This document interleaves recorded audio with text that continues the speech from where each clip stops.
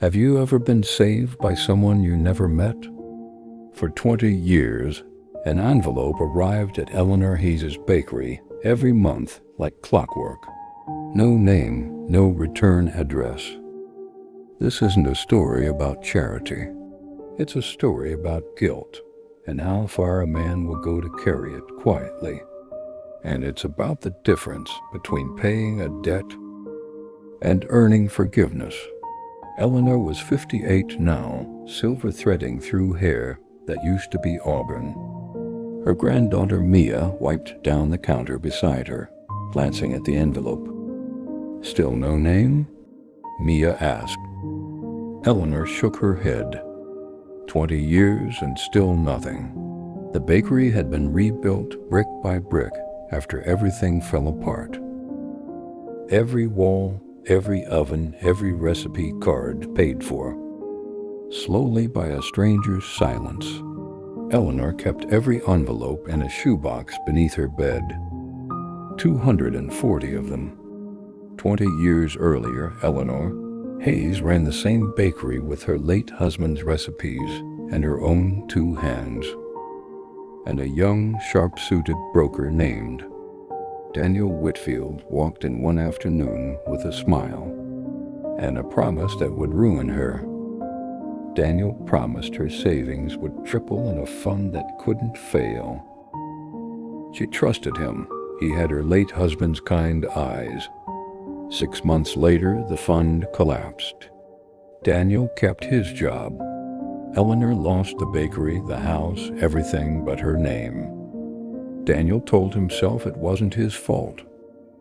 But he kept a newspaper clipping about the bakery's closing in his desk drawer for years, until one quiet night, guilt finally won.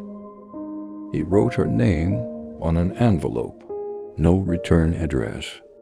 The first envelope arrived with $300 and no explanation. Eleanor almost threw it away, certain it was a mistake. But rent was due.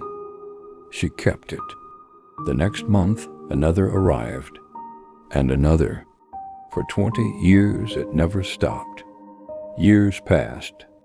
Eleanor rebuilt, brick by brick, never learning who to thank.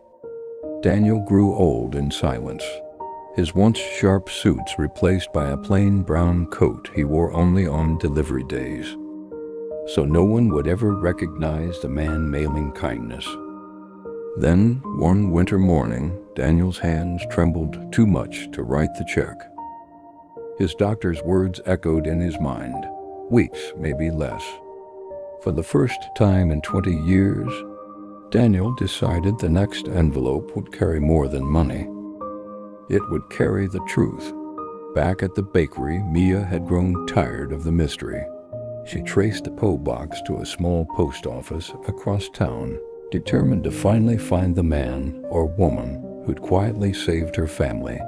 Mia never found a name, only a forwarding address to a small hospice near the edge of town. She almost turned back. Something told her not to. Inside, a nurse handed Mia a sealed letter addressed to Eleanor Hayes.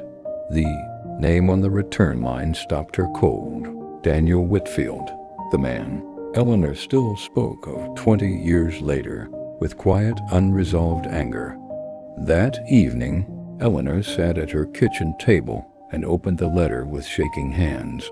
Daniel had written every year he couldn't say sorry, and every reason he never stopped trying to make it right. Eleanor and Mia arrived at the hospice the next morning. Daniel was asleep, weaker than the letter had let on. Eleanor took his hand anyway. "I forgave you 18 years ago," she whispered. "I just never had anywhere to send it." Eleanor never received another envelope after that. She didn't need one. In the bakery today, a new frame hangs beside the old photograph. Daniel's last letter pressed behind glass.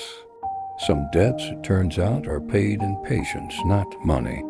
If this story moved you, subscribe to Heartframe Inspiration, because sometimes One quiet act can outlast a lifetime of silence.